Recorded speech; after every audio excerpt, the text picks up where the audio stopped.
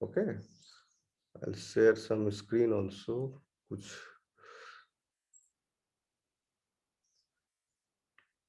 आप लोग, मैं ये चाहता हूं कि जो लोग तैयारी में भिड़े वो कंप्लीटली फोकस्ड हो जाए, डिटरमाइंड हो जाए कि हाँ हमको ये तैयारी करना है और निकालना है, फिर उसके बाद तैयारी में भिड़े। तो उसके पहले एक एक्सपोजर होना जरूरी है कि इस पाथ पर हम चलेंगे तो हमको क्या क्या मुश्किल होगी।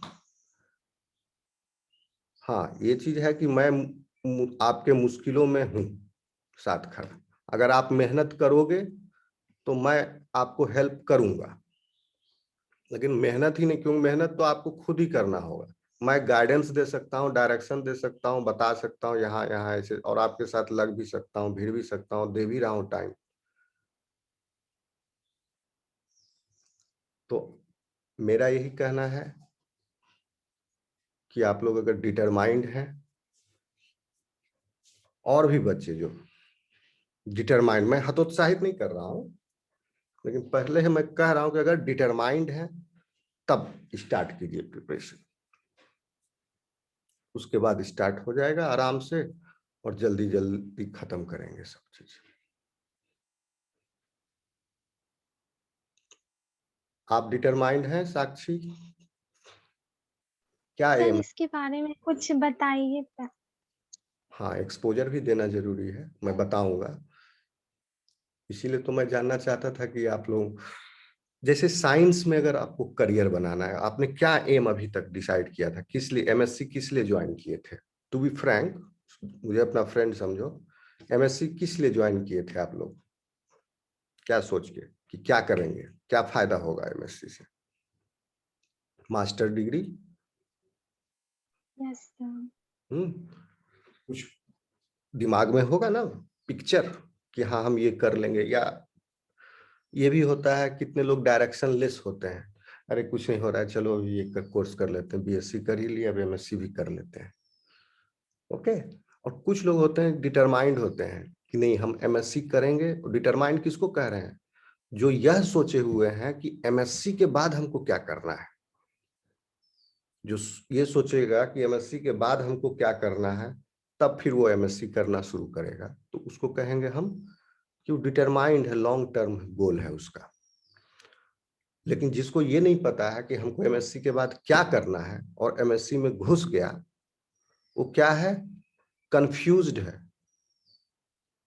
मैं करेक्ट हूं? मेरी यस बात से सर। सहमत है आप? तो वही मैं जानना यस सर। चाहता हूँ, आप लोग अभी तक क्या है, डिटरमाइंड है कि कंफ्यूज्ड स्टेट में घुसे हैं एमएससी में? तब कोई बुराई नहीं है, क्योंकि मान लो आप लोग को पहले एक्सपोजर नहीं मिला खुद, तो हो सकता है आप लोगों को उतना नहीं समझ में आया, तो कंफ्यूज्ड स्टेट में रहे, कोई बात नहीं। इसमें कोई, जब आप अभी भी अपने आप को अपलिफ्ट कभी भी कर सकते हैं। बस दिक्कत क्या है?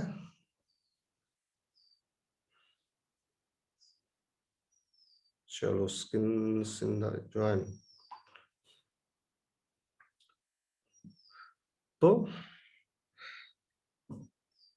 रुक जाओ, अभी आने दो, दो तीन, एक लड़की बोली है मैं आ रही हूँ।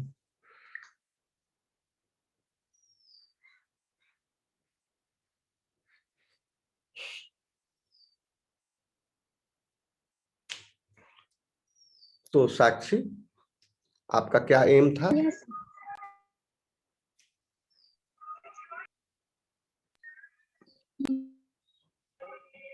क्या सर, एम? ये एमएससी के बाद एक नेट का एग्जाम होता है ना, मतलब रिसर्च वर्क या फिर हम्म प्रोफेसर लाइन में जाने के लिए। हम्म। हाँ हाँ, सही बोल रहे हैं आप, बिल्कुल सही। तो आपका ये माइंड में था, है ना, इसलिए मैं सी आई, वेरी नाइस। ओके। शताक्षी, आपका भी सेम आंसर है? Yes sir, same answer. Good, ठीक है, आने दीजिए, अभी एक स्टूडेंट और आ रहे हैं। अच्छा ठीक है, हाँ, जब आ जाएगी तब आ जाएगी। तो देखिए बेसिकली साइंस में जब आपको करियर बनाना है। देखो करियर का डिफरेंट स्टेजेज है। कुछ लोग मैट्रिक नहीं कर पाते हैं, मैट्रिक से पहले रह गए, तो वो अगर नौकरी खोजेंगे तो किस टाइप का काम मिलेगा, या तो सेल्फ एम्प्लॉयड हो जाएं, या अगर काम ढूंढेंगे तो क्या काम कर सकते हैं ज्यादा से ज्यादा, मेहनत मजदूरी, या नेता बन जाएगा, देश का प्रधानमंत्री भी बन सकता है। तो वैसा नहीं है, लेकिन हम लोग सब लोग तो बन नहीं सकता, तो कोई एक ही आदमी बनेगा, तो बाकी लोगों को क्या करना पड़ेगा, पढ़ना पड़ेगा ना अच्छा से। तो मैट्रिक आप लोग किस स्टेज पर आ गए हैं, मास्टर स्टेज पर। तो जैसे जैसे आप क्वालिफाई होते जाइएगा, ऊपर का सीढ़ी पर आप ऊपर जैसे जैसे चढ़ते जाइएगा आप, और उस क्वालिफिकेशन की वजह से आपको जो जॉब लगेगी या जो काम मिलेगा वो पिछले वाले स्टेज से ऊपर होगा। जैसे मास्टर लेवल के अगर आप कर लिए तो इस लेवल पर स्किंदा आ गई।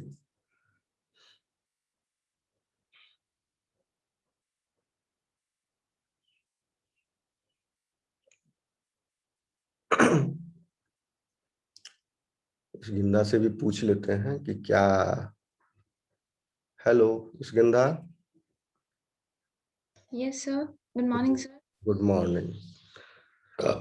तो अभी तक हम यही डिस्कस कर रहे थे स्किंदा, इसलिए थोड़ी देर रुक भी गए थे कि स्किंदा आ रही है कि सर हम यही हैं।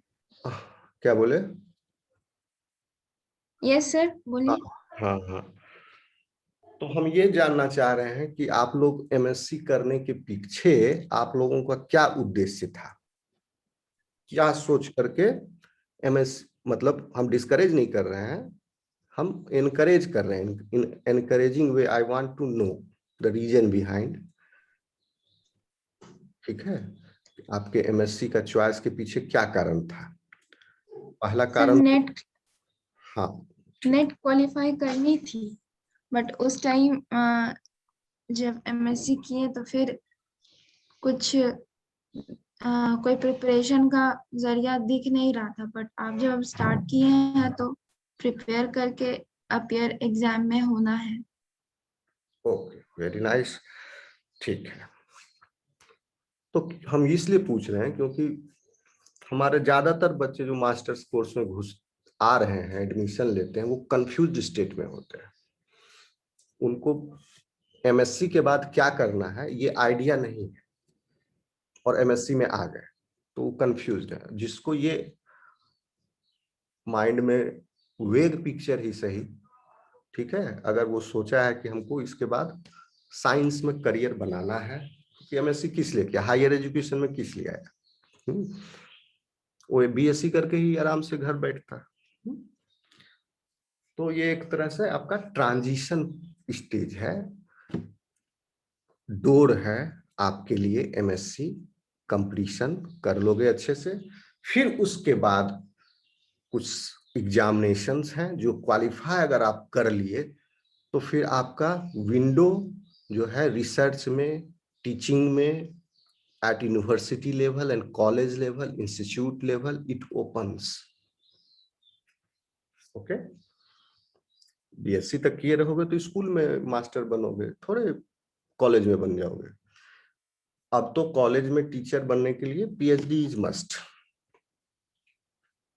तो आप लोग, मेरा यही कहना है, मैं बार बार स्टूडेंट्स को कहता हूं कि आप लोग एम अपना बड़ा बनाओ। ठीक है, बड़ा एम बड़ा करने में कोई खर्च तो नहीं है, पैसा तो खर्चा नहीं होता है। तो एम तो बड़ा रखो सबसे पहले, क्योंकि आप जब अचीव करोगे, कुछ पाओगे, तो एम से थोड़ा पीछे रह जाता है ज्यादातर लोग, क्योंकि 100% जो है आपकी मेहनत, वो आपको 100% फल नहीं देता है, आपका एक्सपेक्टेशन पर खरा नहीं उतरतेगा 100%। इसलिए एम को जितना ऊपर रखो, आप रख लो भैया एम, हम प्रधानमंत्री का एम रख लो, क्या जाता है। ओके, तो आप कम से कम नीचे तो अटकोगे कहीं पर। अगर एम छोटा रखोगे तो उसके नीचे अटकोगे, एम बड़ा रखोगे तो उसके नीचे तक आओगे, थोड़ा सा ऊपर चढ़ोगे। तो पहला तो ये है कि एम को सेट कीजिए। जब तक एम सेट नहीं होगा आपका रास्ता जो है क्या होगा, रोलर कोस्टर राइड होगा। रास्ता क्या होना चाहिए, स्मूथ होना चाहिए, अप एंड डाउन्स लगे रहेंगे, कभी मन करेगा छोड़ दें, बेकार में कर रहे हैं। तो पहले एम को सेट कीजिए और रोलर कोस्टर राइड जो आपका बनने वाला है अभी, क्योंकि ये इसका प्रिपरेशन अब थोड़ा टफ है, पहले भी टफ था, मेरे टाइम भी टफ ही था। हम अपने टाइम में तो सिर्फ एमएससी जो पढ़े करेंट ईयर, जो दिमाग में ताजा ताजा था वही सब, कोई अलग से प्रिपरेशन करने की मुझे नहीं जरूरत पड़ी थी। और उस समय एग्जाम भी होते थे सब्जेक्टिव ऑब्जेक्टिव दोनों, अभी तो सिर्फ ऑब्जेक्टिव है। अभी हम आपको पूरा डिटेल पैटर्न बताएंगे इस एग्जाम का पहले, और इसमें क्या क्या पढ़ना है, कहाँ से नहीं पढ़ना है, क्या नहीं, क्या जानना है, ये सब हम आपको बताएंगे। लेकिन मैं क्या चाहता हूं पहले कि जो फोकस्ड बच्चे, जैसे कंफ्यूज्ड स्टेट में घुसे एमएससी में, इस प्रिपरेशन में कंफ्यूज स्टेट में मत घुसना, डिटरमाइंड हो तभी, नहीं तो टाइम वेस्ट होगा, क्योंकि पढ़ना बहुत पड़ेगा इसमें। और मैं ये कह रहा हूं, मैं आपका साथ देने के लिए तैयार हूं, टाइम देने के लिए। ओके, मेरा इनाम क्या होगा, मेरा इनाम यही होगा कि हमारे बच्चे क्वालिफाई कर जाएं, बस, इससे बड़ा कोई मेरे लिए प्राइज, दीपा भी आ गई, ठीक है ना, नहीं है। तो आप लोग डिटरमाइंड हो, फोकस्ड हो, तो बहुत मजा आएगा, पढ़ने में भी मजा आएगा। और 1 साल का मेहनत भी अगर कर लिए तो जिंदगी बन जाएगी आपकी हमेशा के लिए, मतलब आ जाएगा रास्ता। सबसे बड़ा तो फायदा क्या होगा, आपको फाइनेंशियल सिक्योरिटी मिल जाएगी। इस फेलोशिप एग्जाम को क्वालिफाई करने के बाद आप लोग नेट मत सोचो सिर्फ, ठीक है ना। नेट कोई कहता है तो हमको उस पर थोड़ा सा ये होता है, नेट पर ही उलझा हुआ है ये। हम बोले हैं कि एम बड़ा रखिए, रख लो एम, प्रधानमंत्री का एम बनेंगे, हम प्रधानमंत्री बनेंगे, है ना। और मेरे रास्ता में ये सब छोटा छोटा पड़ाव है, तो प्रधानमंत्री बनने के रास्ता में तो नेट निकालना बहुत ही छोटा पड़ाव है ना, तो इसमें एक छोटा पड़ाव है। और नेट क्या, नेट तो लो जिसका रैंक रहता है उसको आता है, टॉप में रहेंगे, ऊपर के परसेंटाइल में रहेंगे और फेलोशिप निकाल लेंगे। नेट का अब जब बहुत ज्यादा वैल्यू नहीं रह गया है, यूजीसी जो है नेट का को एकदम डिग्रेड कर दिया है, क्योंकि पीएचडी करना ही जो न्यू गाइडलाइन है उसके हिसाब से काफी टफ हो गया, कर दिया। यानी अगर आप पीएचडी एग्जाम क्वालिफाई किए, उसके बाद आपको कोर्स वर्क करना पड़ेगा। तो ये जो न्यू रेगुलेशन है यूजीसी का, पीएचडी का, उसके आधार पर अब जो न्यू रेगुलेशन से पीएचडी किए हैं उनको फैकल्टी रिक्रूटमेंट में नेट निकालने की आवश्यकता नहीं है। विदाउट नेट भी रहेंगे तो वो दे आर एलिजिबल। पहली क्लास है, सब लोग अभी अभी आ रहे हैं तो मैं ले रहा हूँ, नेक्स्ट क्लास में मैं लॉक हो जाएगा तो मैं नहीं लूंगा। अभी फिर आई हैं निशत जी, तो क्या कह रहा था मैं, नेट क्वालिफिकेशन जो है अब, लेकिन फिर भी नेट का वैल्यू थोड़ा तो है ही। क्यों? क्योंकि जब आपका मार्क्स कैलकुलेट होगा, पॉइंट कैलकुलेट होगा, तो आप देखोगे कि 2 नंबर नेट का भी रहेगा, भले एलिजिबल हो। तो नेट का भी पॉइंट रहेगा 2 मार्क्स का। तो नेट नहीं है तो भी वो अप्लाई कर रहा है। अगर आप नेट है तो 2 मार्क्स आपको ज्यादा है। बस नेट का यही बेनिफिट होगा, इसीलिए नेट को बोल रहे हैं। पहले बहुत ज्यादा वैल्यू था, जो नेट क्वालिफाइड है वही फैकल्टी को अप्लाई कर सकते थे। अब जो है नई पीएचडी जो किए हैं 2009 रेगुलेशंस के आधार पर, उनके लिए नेट जरूरी नहीं है, लेकिन अगर नेट भी रहता है तो उनको 2 मार्क्स एक्स्ट्रा मिल जाता है, तो कंपटीशन में वो आगे बढ़ जाते हैं। मेनली आपका फोकस क्या होना चाहिए? होना क्या चाहिए? Fellowship. Fellowship, junior research fellowship मुझे निकालना है। तो जूनियर रिसर्च फेलोशिप क्या होता है? आप निकाल लोगे तो लेबोरेटरी में एक्टिवेट कराओगे, आप एम्प्लॉय हो जाओगे उस लेबोरेटरी का। आपको हाथों हाथ कोई लेबोरेटरी ले लेगी, इंस्टीट्यूट ले लेगी, अच्छे इंस्टीट्यूट दिल्ली में इतना बढ़िया बढ़िया है, मैं बताऊंगा कहाँ जाना कहाँ मत जाना, कहाँ टाइम खराब हो जाएगा। जैसे दिल्ली यूनिवर्सिटी में 8 साल लगा देगा पीएचडी में, जेएनयू में 8 साल लगा देगा पीएचडी में, है ना, 7 साल लगा देगा, एकदम ऐसा ऐसा गाइड मिलेगा, झेला देगा। तो वो सब इसीलिए बोल रहे हैं कि थोड़ा रास्ता इसका मुश्किल है, टाइम कंज्यूमिंग है, लेकिन आपको अगर डिटरमाइंड हो तो आप अपना मुकाम बना लोगे। मेरी आवाज आ रही है सब तक? Yes sir. Yes yes sir. Yes sir. तो लेकिन पीएचडी 3 साल में भी होती है। ओके, वो सब बात की चीज है। पहले आप क्वालिफाई करो, फेलोशिप क्वालिफाई करते ही, जैसे अगर एंड ऑफ एमएससी आप क्वालिफाई कर लेते हो, 40,000 रुपीज मिलने लगेगा पर मंथ आपको। बहुत ठीक ठाक रकम है आपके अकेले के लिए, आराम से रहो। फिर साल भर लैब ज्वाइन कर लो उसके बाद। ओके, लैब ज्वाइन करके फेलोशिप एक्टिवेट करा लो और पैसा उठाते रहो, और साल भर फिर मेहनत करो पीएचडी क्वालिफाई करने के लिए एंट्रेंस। अब कोई दिक्कत नहीं है, पैसा भी मिल रहा है और बड़ा लैब में भी ज्वाइन किए हुए हैं, और क्योंकि अच्छे इंस्टीट्यूट में है तो लाइब्रेरी फैसिलिटी है सब। अब आजकल तो ई बुक भी बहुत सारा है, 4-5 किताब, उसके बाद चार्ट डालो, लेनिंजर, स्ट्रायर, कूबी, लॉडिस, जीन 7, ये सब 4-5 किताब जो है एकदम खंगाल मारिए। तो क्या होगा, पढ़ा भी रहे हैं अभी उस कुछ कुछ किताब, उसमें से क्या होगा, आप पीएचडी निकाल लोगे आराम से। बढ़िया रैंक से निकाल लोगे, पीएचडी निकाल लोगे, फेलोशिप है ही।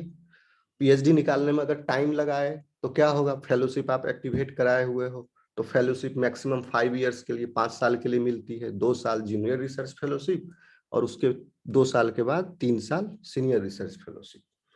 तो 5 साल आपके पास टाइम है, पैसा मिल रहा है 5 साल तक। इस 5 साल में पीएचडी कर लो।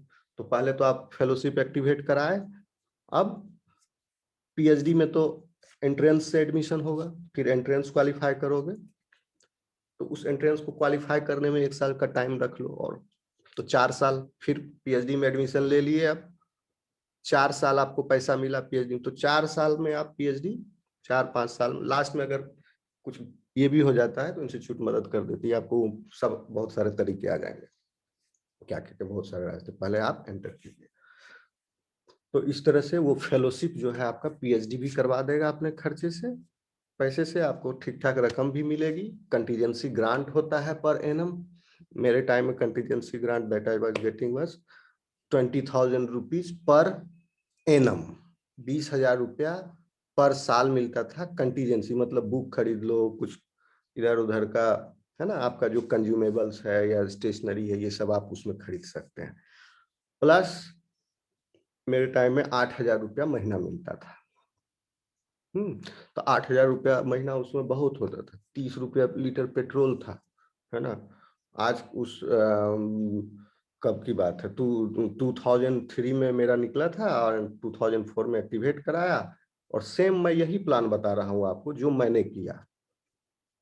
2003 में एमएससी कंप्लीट, उसी साल CSIR JRF, और 2004 जनवरी में एक्टिवेट, जनवरी से उसका वैलिडिटी स्टार्ट हुआ। मार्च में एक्टिवेट करा लिया 2004 में, और फिर 1 साल तक जम के पीएचडी का तैयारी किया कंपटीशन का। गाइड भी छूट दे देता था कि हाँ जाओ पढ़ो अपना लाइब्रेरी में, देखता है बच्चा पढ़ रहा है, ओके पीएचडी का तैयारी कर रहा है, पढ़ रहा है।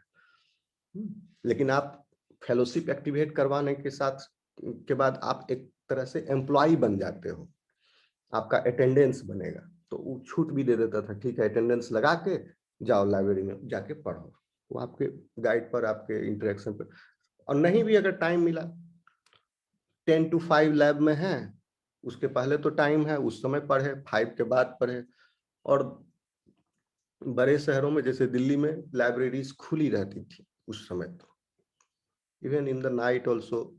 और नहीं तो सब ई बुक अवेलेबल है, उस समय नहीं था मेरे टाइम पर ई बुक वगैरह, तो ई बुक है, अपना मोबाइल रखिए, एक लैपटॉप, एक सिस्टम हम बता देंगे, एक रीडिंग मैनेजमेंट सिस्टम आपका काफी कम खर्चे में बन जाएगा, घर में ही लाइब्रेरी बन जाएगी आपकी, और अच्छे से पढ़ सकोगे। क्योंकि क्या होता है, मोबाइल पर आप पीडीएफ जो ई बुक है कितना आँख चीर के पढ़ते रहोगे, नहीं बनता है पढ़ने में। 1,000 पेज का बुक है। मेरी आवाज आ रही है, आप लोग समझ रहे हो मैं क्या कह रहा हूँ? Yes sir. Yes sir. तो उसको एक बना लोगे और उस पर अपना पढ़ते रहोगे, 5-6 ई बुक डाउन अपलोड कर दोगे और डेडिकेटेड सिस्टम रख दोगे। ये मेरा लाइब्रेरी है, 10 किताब है इसमें, मोटा मोटा 10 किताब है, 500-1000 पन्ना का, इसको हमको इसी में से पढ़ना, वो डेडिकेटेड रहेगा सिस्टम। आप 1 साल फिर तैयारी करोगे, पीएचडी क्वालिफाई करोगे और फिर स्टार्ट कर दोगे अपना जर्नी। तो ये बेसिकली मेरा प्लान है। मैं यही चाहता हूं कि कम से कम हमारे पीजी के बच्चे पूरे लॉट में से कुछ तो जाएं ऊपर। तो आप लोग डिटरमाइंड हो लो पहले, ऐसा नहीं कि बीच में है हमसे पार नहीं लगेगा अब इतना, ये नहीं हो गए तो आपको ही नुकसान होगा, मेरा भी नुकसान होगा, क्योंकि हम भी टाइम दिए, उतना उस पर फोकस किए रहे, वो बीच में छोड़ दिया। तो बहुत अच्छे से आप लोग सोच लीजिए, क्योंकि इसमें काफी मेहनत है, लेकिन डरने की जरूरत नहीं है, असंभव नहीं है।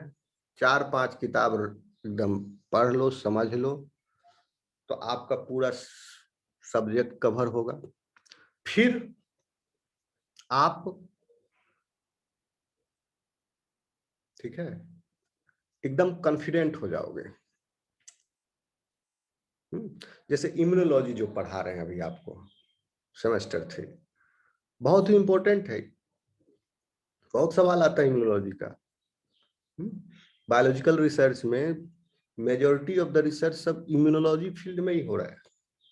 बायोकेमिस्ट्री है, लेनिंजर पढ़ लोगे, ठीक है, बहुत कवर हो जाएगा आपका सारा ऑब्जेक्टिव, आप खटखट बायोलॉजी बायोकेमिस्ट्री का आप सॉल्व कर दोगे। आप लोगों को कोई सवाल है, कुछ डाउट है, कुछ पूछना है?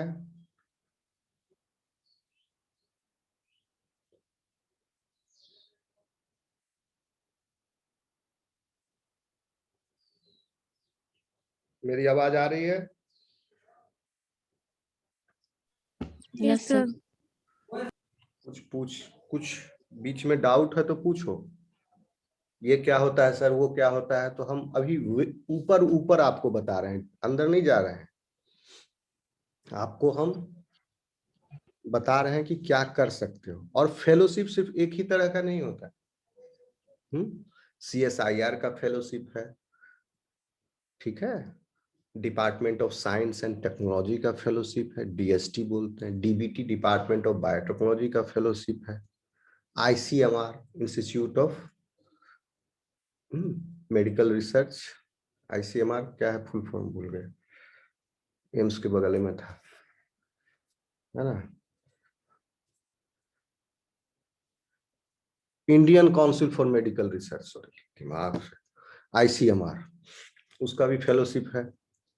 ओके, तो और भी एजेंसीज हैं जिनके फेलोशिप है, तो टोटल मिला के ठीक ठाक हो जाता है। और इतना है कि अगर आप मेहनत करोगे तो निकाल लोगे, कोई बहुत बड़ा चीज नहीं है, असंभव नहीं है। तो अब कौन कौन तैयारी करने के लिए कमर कस के चलने के लिए तैयार है इतने लोगों में से?